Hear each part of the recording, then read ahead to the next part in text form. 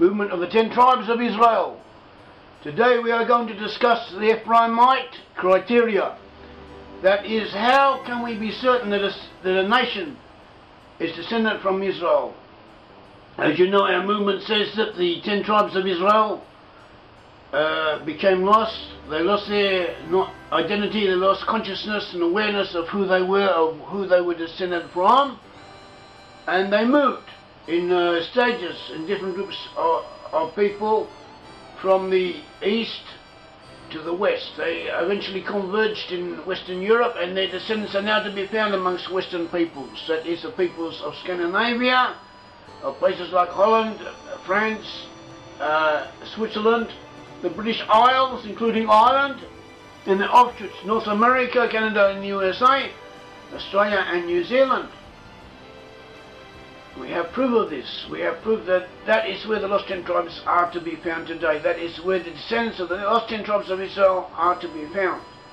And we have proof, and we have proof from the Bible, we have proof from rabbinical sources, we have proof from history, archaeology, linguistics, from any different field that you may want to look into that has something pertinent to say on the subject. All of it brings evidence that lost 10 tribes are amongst these peoples, and all of this evidence converges and builds up into one body, one holistic body of proof.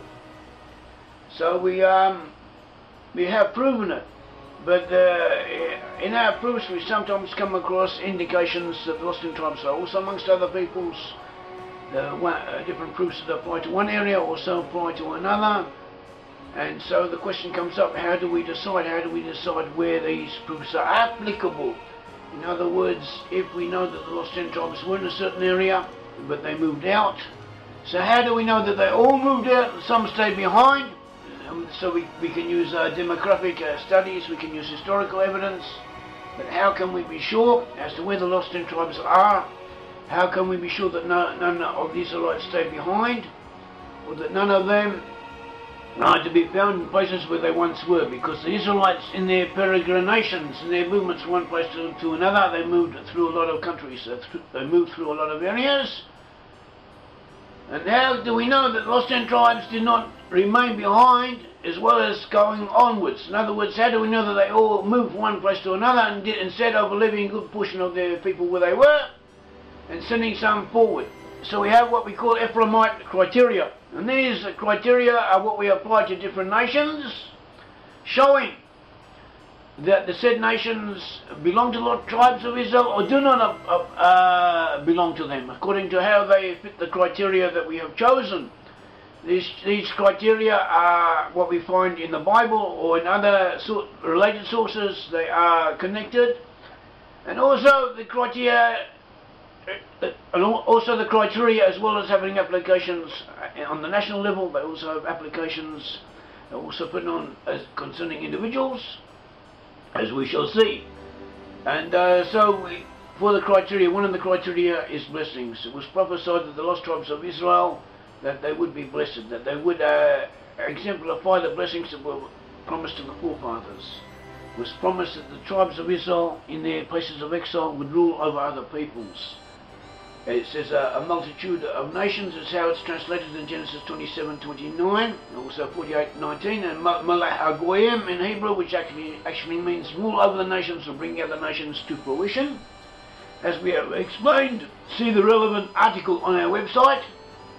It also says that the lost 10 tribes would be seafarers, see Isaiah 42:10, that they would be the dominant world power, see Numbers 24:7-9, Micah 5:7-9, that they would have a military might on a universal global scale, see Deuteronomy 33:27, 33:29, Jeremiah 51:20-21, that they would also be the enforcer of the peace, as if to say. They would be the policemen of the globe.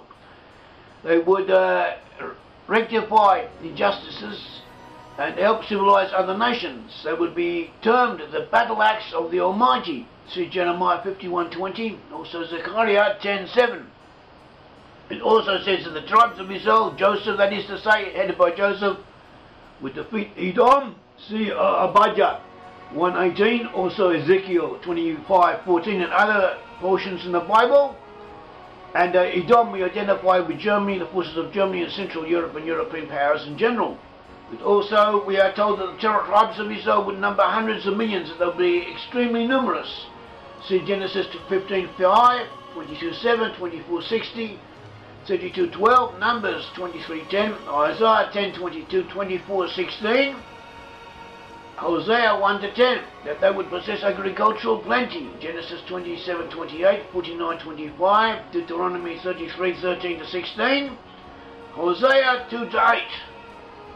They would have vast mineral resources, Genesis 49:25, Deuteronomy 33:25, and also that they would rule over the gates of their enemies, or the gates of those who hate them. See Genesis 22:17 and 24:16. In other words, that they would have control over strategic regions or strategic thoroughfares and passes, ports and strategic thoroughfares such as the Suez Canal and similar points. And all of these different points of evidence only come to fruition in the Western nations, especially the so-called English-speaking nations. But they did come to fruition. These attributes, these blessings, did become exemplified in these peoples, and only in them. And this is one of the criteria, that the blessings, economic and physical blessings that the Israelites would be promised with, would be exemplified in them. And so that's what we find amongst the peoples we identify with the 10 tribes of Israel, or as containing within them a good portion of the tribes of Israel. We find these blessings and many more, as you may see on our website, numerous others. Also the rabbinical commentaries and rabbinical qualifications on this and additions to these, and all of them come to fruition. All of them are exemplified in the nations of Western Europe. Also, the Scripture would indicate physically where the lost 10 tribes would be in the end times. We find these physical descriptions fulfilled in these peoples. Scripture tells us that the lost 10 tribes will be at the ends of the earth. When you take that state of Israel, the land of Israel, as the centre of the earth, they would be at the ends of the earth. In other words, at the geographical extremities. See Isaiah 24:16 and numerous other verses, Isaiah 26:15 and so on, that there would also be in isles of the sea. Isaiah 24:15, Jeremiah 31:9-10. That they would be in Tarshish, meaning the Atlantic Ocean. See Isaiah 69. That they would be primarily in the west, Isaiah 24:14, Hosea 1-10, and where in these verses that we are quoting to you, they expressly speak of the 10 tribes of Israel, and this is how it sounds from the simple meaning of the Hebrew. And not only that, but our understanding that they are here speaking of the 10 tribes of Israel is confirmed by rabbinical commentaries on these verses that confirm our understanding that the 10 tribes are being spoken of. It also says the lost tribes would be in Australia and New Zealand, referred to as the land of Sinim. See Isaiah 49:8. That they would be in Sarafat, meaning France and Britain. See Abijah 1-20, and rabbinical commentators on this verse. That they would be in many oceans. Numbers 24:7. So here we have a good number of verses, and there are numerous others, many more along the same many more of the same type, leading in the same direction, and telling us who the lost 10 tribes would be in the end times, where they would be located, what attributes they would have. We find that these indications fulfilled only amongst certain peoples. We also find that the USA has a name, America, which is derived from the Hebrew HaMachiri, meaning belonging to Machir. Machir was the firstborn son of Manasseh. The very name Machir in Hebrew means the right to buy and sell, which is a principle of US capitalism. And we find that in the USA, in the early settlers of the USA of America, many came from areas of Britain and Europe where we have traced tribes or clans belonging to Manasseh. The very name Manasseh means responsible representation, and that is what the USA is all about. That is how the USA had its its formation, its initial. The USA initially came to being by rebelling from Britain and demanding a representative government of its own. And these are points. All of these points taken together only apply to the nations whom we identify as belong to the tribes of Israel, and they do not apply to any others. Another point is groundwork, what we call groundwork in archaeological evidence such as the dolmens, Jeremiah 31:21, in the light of Hebrew or rabbinical commentary, said that the lost tribes, when they would go to the west, they would leave a trail of megalithic monuments, of dolmens, of stone monuments, through which it would be possible in the end times to trace them back from where they would be. In other words, they would be in Western Europe, to trace them back to the land of Israel. Archaeology does find such a trail, and Jeremiah calls upon the tribes of Israel, calls upon those tribes of Israel to look at this trail. In other words, to take heed of archaeological evidence, to convince themselves, to let themselves know who their ancestors were, that they too belong to Israel, that they too are descended from Israel. And this is a duty of these people. It's the duty of the people in question to know who they are, and to be aware of it. And those of us who are aroused and have taken an interest in this subject and become convinced of it, we too have a duty which is given to us by divine providence to do what we can to spread the knowledge of this truth. Another criteria that we have found is affinity with the Jewish people. Now, we have people who hate the Jewish people amongst Jews themselves, amongst all kinds of people, so it is not an absolute proof. The Jews can be anti-Semitic, they can be just as nasty towards other Jews as Gentiles can. But nevertheless, there is a tendency to be fair towards the Jews, to have empathy towards the Jewish people, to be less anti-Semitic than their neighbours and other Gentiles are, to want for the good of the Jewish people, and to be against persecuting them. And this is a tendency, and this is a criteria. It is a valid criteria. It does show us something as to the ancestry of the people in question. We find that on the whole, from a historical perspective, even now statistically, these nations, the peoples we are speaking of, have been better towards the Jewish people than any other people, and even now they are more favourably disposed on the average than any other non-Israelite nation, than any other nation. That relatively speaking, they have less anti-Semitism than other peoples.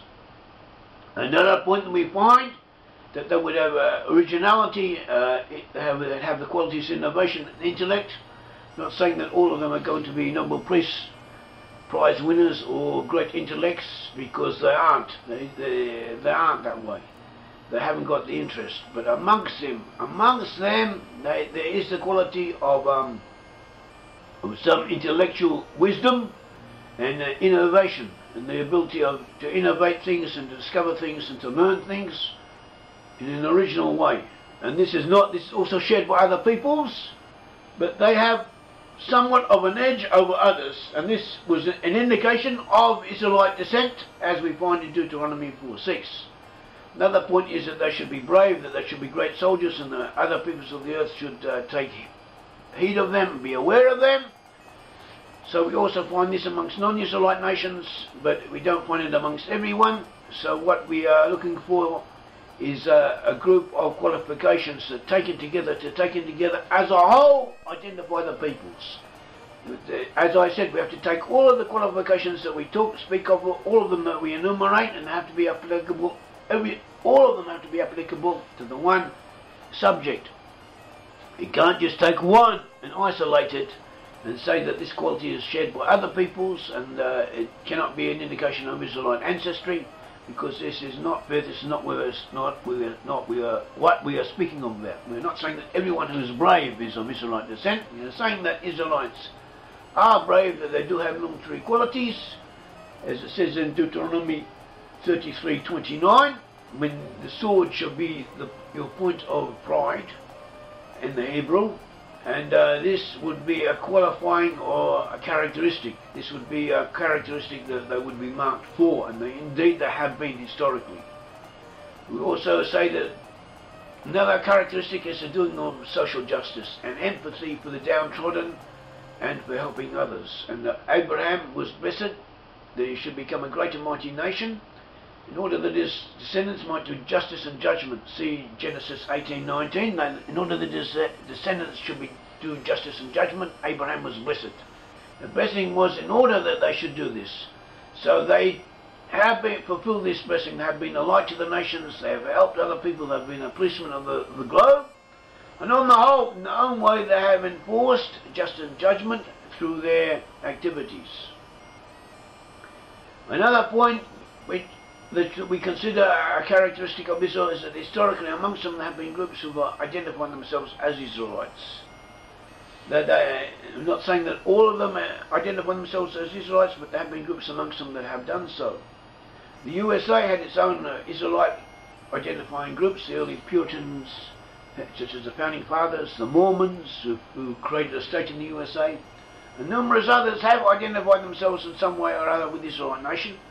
And even now, a great number of those who identify themselves as Israel, who believe in the Israel identity are to be found in the USA. On the whole, Americans identify themselves as Israelites in some way, as the chosen people, as a people chosen who have been blessed by God and who have a duty to do something good for the rest of the world with the blessings that they have. And that is one of the reasons why the USA today is the greatest supporter of the State of Israel, and the American public is in favour of this support.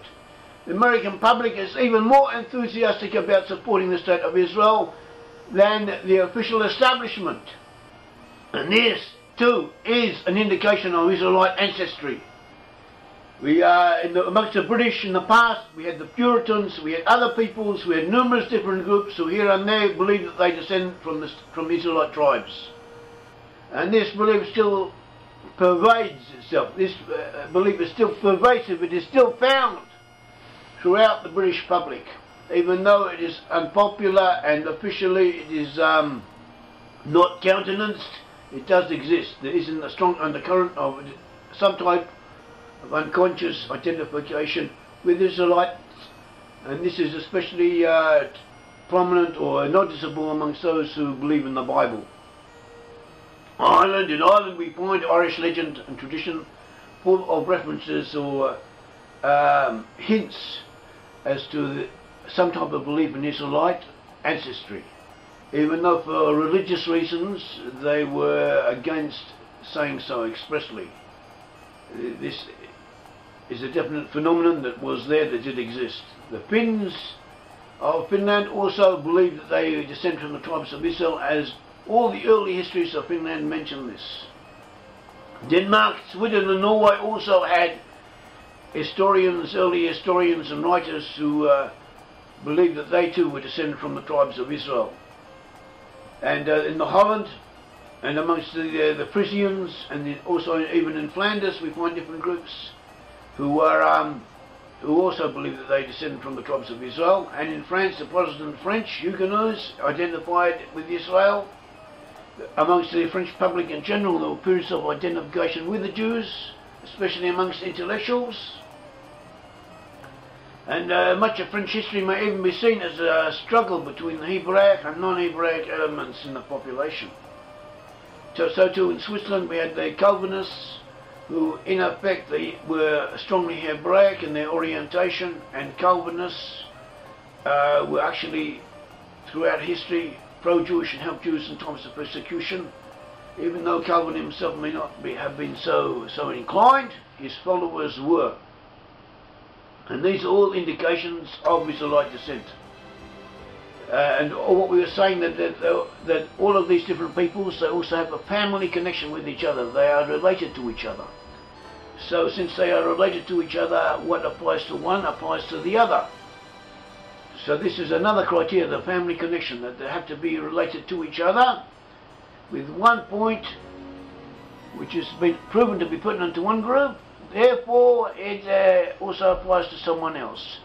If you say that my brother has a certain inherited trait, my brother has inherited something from his parents, then by implication that I too being related to him and having the same parents as he had, I too must have also inherited, or at least share in the same ancestry as he did. So what applies to him concerning ancestry also applies to me. So, and the same thing is pertinent to nations. What applies to one nation, when you say that one nation is proven to be descended from Israel, so to brother nations, nations that are ethnically connected to the said nation, also must have the same ancestral connections, linkages.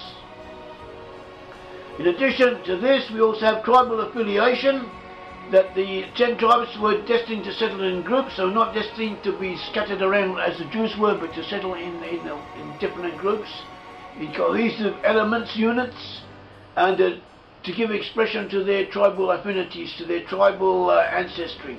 And they did. We have proven that they did. We have shown in our book, The Tribes, how different groups in their different places of settlement, through the emblems and the names and the tribal names and the clan names and the characteristics, the provincial characteristics and the national characteristics that they displayed, they gave expression to their tribal ancestry, and this tribal ancestry was that of Israelite tribes.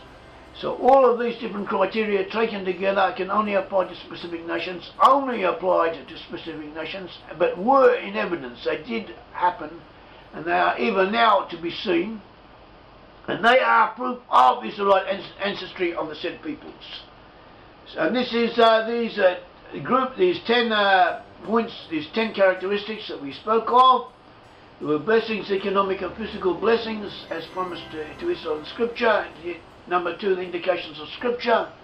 Biblical evidence predicting where the lost 10 tribes would go, what type of religion and government they would have, and so on. The groundwork, archaeology. And then there was Judah, the affinity with the Jews, less anti-Semitism than in other areas.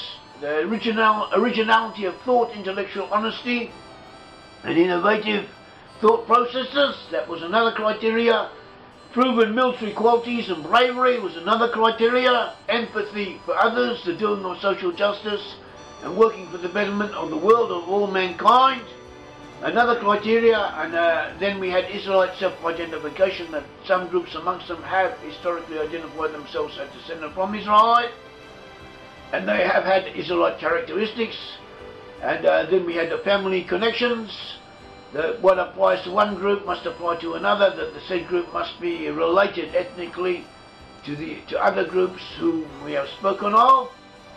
And then we had tribal affiliation, that in their places of settlement they must have shown some type of characteristics, and have some type of symbolism, some type of remembrance, whether conscious or unconscious, national, subconscious, as if to say, expression of their Israelite ancestry and of their tribal and of which tribal group they belong to amongst the Israelite tribes. And this is what we find. In addition to these general criteria which do work and are in evidence and definitely are there, we also had another point which we may apply to individuals. Amongst these Israelite peoples, we're not saying that all of the peoples in these regions belong to Israel. We're not saying that everyone in this specific area is of Israelite origin. We're saying that 10 tribes amongst those peoples, the 10 tribes are to be searched for there, and amongst them are to be found the majority of the 10 tribes today. And it could be in some areas that they are a majority of the population, or at the very least they are a dominant element amongst those peoples. And amongst those peoples is where the 10 tribes must be found. And when we find an individual who believes they're descended from Israel, or feels he might be descended from Israelites, say this might be enough. This is a sign of divine providence that he has been aroused, and that he or she is coming back, or has an urge to come back and re-identify as Israelites. We also have certain characteristics of an individualistic nature that can help make us more certain as to the Israelite origin of the individual person. Now these individual characteristics are several. We will go through a few of them. We have listed 7, but there are many more. We'll go through these few that we have listed here. They include inner identification. Do you feel Israelite or Jewish? Or would you like to be so considered? Would you be at ease with that? Would it go easy with you? Would you want it? Or even if you did not want it, if it could be proven to you, would you be at peace with such an identification? Do you have Jewish ancestors? Or do you have Israelites, people who believe that they were descended from Israelites, amongst your ancestors or amongst your relations? Scripture. Do you believe in the Bible?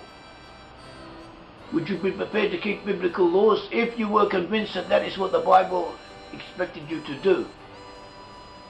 We're not saying that you are obligated by the Bible to keep the biblical laws. We are saying that if you were convinced from the Bible that that was your duty, would you be prepared to carry it out?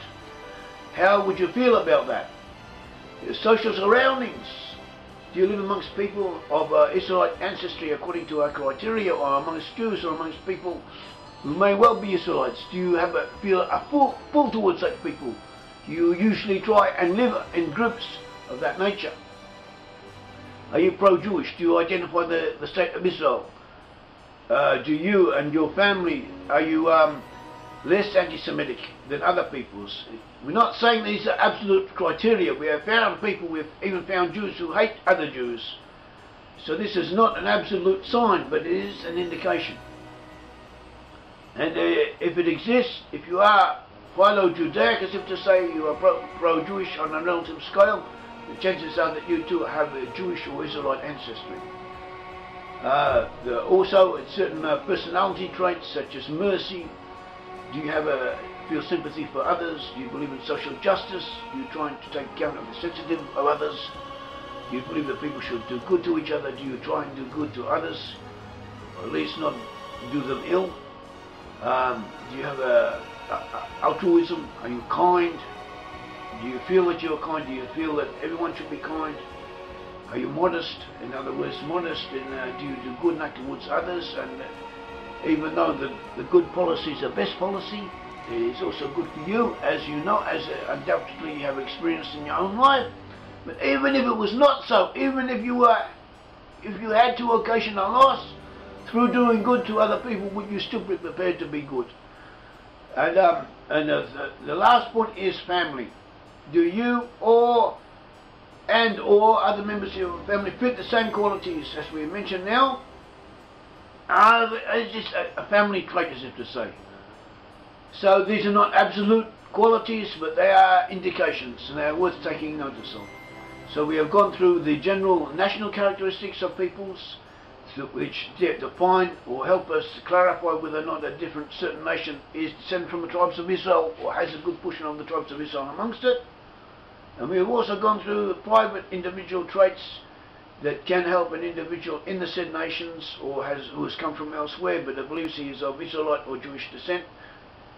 And if he has these personality traits, then the chances are that he is correct, that he is indeed of Hebrew origin.